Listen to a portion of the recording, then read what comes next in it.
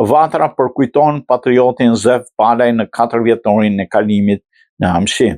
Në respekt të veçantë, Federata Panshqiptare Amerikës Vatra, gazeta Dielli mbar vatranët shqiptar-amerikanët përkujtuan me nderim dhe vlerësim patriotin e shuar vatrane në përkushtuar aktivistin e flak të çështjes kombëtare adetarin festnik Zef Balaj. 4 vite pas largimit, zemërbardh i shpirtmadh Zef Balaj i mungon shumë familjes së tij, kujtoi që e ka njohur, punuar e bashkëpunuar me të, i veçantë si njeri si frymë si shembull.